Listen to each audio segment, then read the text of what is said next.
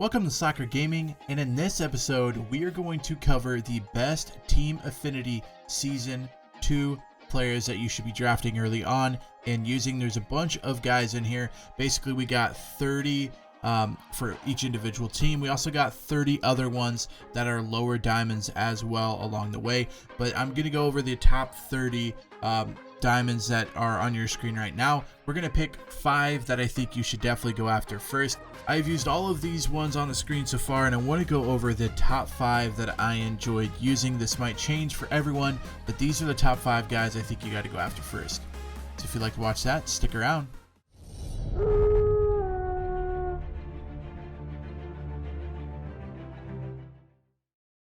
So the first one I want to go after is the very first person I went after, and what I think is the best card out of all of these, and that's going to be in the NL East.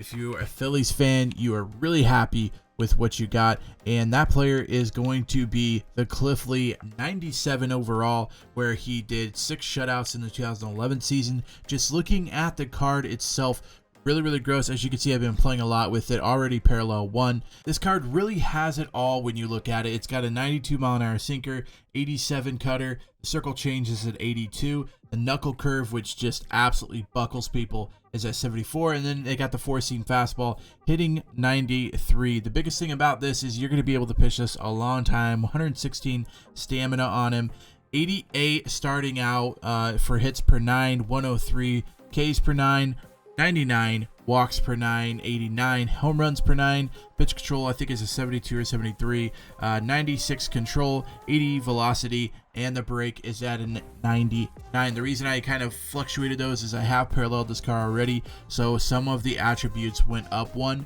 So keep that in mind as you're going. But this is going to be an in-game card. I think this is going to be a pitcher you're going to have in your lineup for the rest of the year, unless you find somebody else that you feel like actually does a better job. But once you parallel this to a 5, I mean, you're looking at a 99 overall card that could last you the whole season. Also keep in mind they got the sinker. The buckling curveball is just gross. It's hard to hit, it's hard to read, so keep that in mind. But my first suggestion would be Cliff Lee, as I think it will be a in-game card and ranked and on your team as you go forward. So the next one I am telling you to go after might be a bit of a surprise. In the very first season, I loved the pitchers that had the sinkers, and we got some more in this drop as well. And this one comes kind of out of left field, and that's going to be the Edward Cabrera card at a 94, future stars starting pitcher for the Miami Marlins. Just looking at the card overall, I have not picked it up, but I have played with it a bunch in showdown, so this is actually the next card I'm going after. It's got 92 stamina, 101 hits per 9, which is really good. The 97 Ks per 9, 74 walks per 9, which is fine because you have most of that control on it. The home runs per 9, 77, which is a little low, but I think it will kind of go out with the hits per 9. They got the 86 pitch control, 84 control, 99 velocity, and 94 break, which I am not kidding you.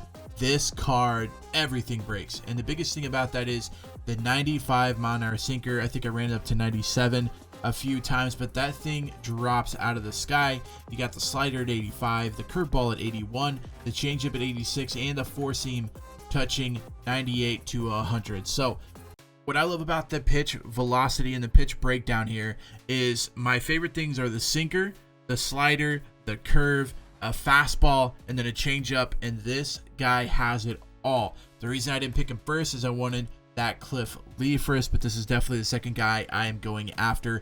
At 94, you can parallel this all the way up till probably like a 97, even maybe a 99 with the parallel 5. But I think, again, I really do believe that this card will send you pretty much through the rest of the season. There will come a time in the season where everyone has just 99 pitchers, but this is an in-game card for me that I think I'll use basically for the rest of the season, or at least until kind of the very end when we get all those 99s all at once. But this card is gross. Used him in showdown, had no problems with pitching, had no problems with strikeouts, had no problems with home runs given up. This card I think plays actually beyond what its attribute shows, so keep that in mind. And this is going to be the second card that I would suggest going after if you're needing a pitcher in Team Affinity Season 2.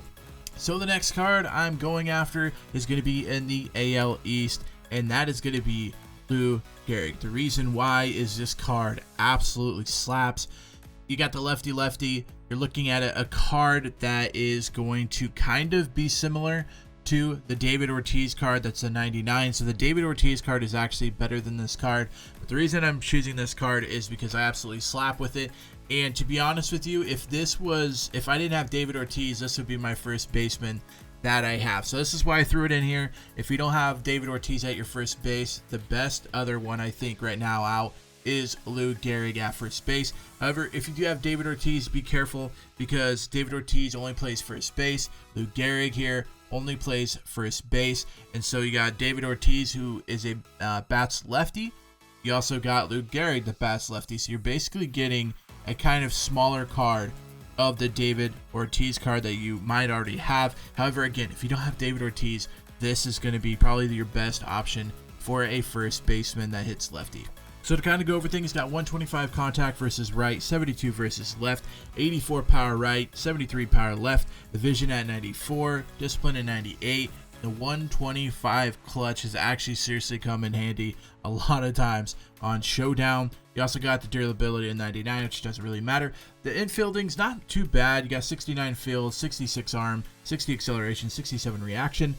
Not a fast guy, but fast enough to get the job done at 61. So you might be able to turn those singles into doubles. Again, you might be able to turn triples from doubles, but you're not going to be stealing any bases with this card. However, I do want to keep in mind that this is probably the best that I hit with him. So I hit very, very well with him, but I also hit very, very well with David Ortiz, and I feel like they are very, very similar as far as hitting techniques, hitting styles, and hitting attributes. So if you don't have David Ortiz, my suggestion would be to grab Lou Gehrig early on. If you do have David Ortiz, it might be a card you can wait for later.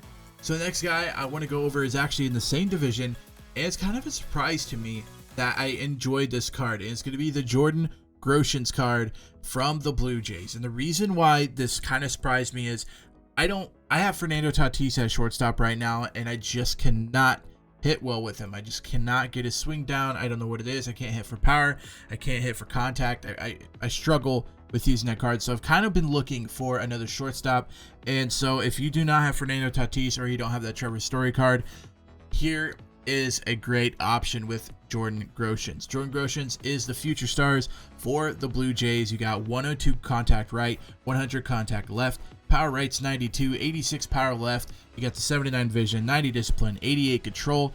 Bunt's not good, you don't have to worry about it, but the fielding is kind of where it sets it apart as well. You're getting the diamond hitting, but you're also getting the diamond defense. You're getting in the 82 fielding, 92 arm, 87 acceleration, and 86 reaction. You're also getting a 70 speed guy, so not really a guy that's going to speed or not going to steal you a lot of bases, but it's going to have enough speed to turn those singles into doubles and stuff like that. I do also want to let you know that he does play third baseman as his secondary position, so if you need him to, you can throw him over there at third base. The reason why I like this so much is he's got a very short, compact swing. Kind of reminds me of like the Alberto Mondesi last year. They kind of had that glitchy swing with it, but this actually has a lot of power, I feel like, behind this card. And I know in showdowns, I grabbed him just because I was like, well, what shortstop do I want to try? I tried Pawson, just couldn't get power with him to be able to do anything with him. And I tried this guy, and this guy has the power to get it out of the ballpark almost every single time. So if you're looking for a shortstop that can hit you home runs but can also give you that diamond defense, make sure you go ahead and pick up Jordan Groshans. For my last one, we're going to go over to the AL Central and pick Jim Thome. And the reason why I kind of decided to pick this, again, another first baseman, another guy that bats left. However, my thought is behind it, if most people probably don't have David Ortiz yet. If they do, then kind of fluctuate these answers as I go through here. But here is another perfect person for that David Ortiz if you don't have him already. The Jim Thome absolutely slaps. Contact right 119, which is huge. 74 versus left, which is still big. 125 power right, which is absolutely killer. Then you have the 100 power left. And let me tell you what, I hit home runs on both sides of the plate. Doesn't matter. I hit home runs with them. The 125 discipline, the 116 clutch, also big as well. Going over to fielding, he's got the bronze fielding, so not a great fielder at 62, 72, 60, and 58. 29 speed, so not a quick guy. However, this is going to be a guy that you want to hit home runs with, and this is going to be a guy that you might have coming off of your bench in critical situations. If you already have someone like David Ortiz, this might be a good bat coming off for the pitcher or something. This bat is, his bat is absolutely great. I hit a lot of home runs with him in Showdown, and going to be a card that I go after very soon. So I want to throw an honorable mention in there, and the reason I'm doing that is because I am not going to go after him necessarily because I love my Salvador Perez, but if you have not found a catcher yet that you enjoy, this Sam Huff catcher for the Future Stars is going to set you free. He's Texas Rangers, contact right 80, contact left 91, power right 105, and power left 102 for him. Discipline's a little low, clutch is a little low, durability, everything like that, but you're also getting the diamond defense. So not only are you getting the diamond hitting, you're getting diamond defense with an 80, a 90, an 84, a 78, and an 80 as your block. He's fast enough, he's faster, not like a speedy guy, but 56 speed will be able to get you some good doubles. You're also getting, again, the diamond hitting and the diamond defense at a catcher. Hard to come by right now. If you don't have a catcher that you enjoy, then go ahead and grab Sam Huff because he's going to hit a lot of home runs for you. He also plays first base. However, I feel like the catcher is why you would get him here. And so Sam Huff is probably the best catching prospect out of these so far. I like Salvador Perez more. He's got a lower overall, and most people are going to probably want to go to the Sam Huff card. However, again, I hit better with Salvador Perez, so I'm going to keep him. But if I didn't have Salvi, Sam Huff would be the catcher I go after. Thank you guys so much for watching this episode. If you enjoyed it, make sure you give a big thumbs up. If you have not already hit the red subscribe button, make sure you do so because I'm going to have a ton of MLB content come to you the rest of the season. Until next time, Slacker out.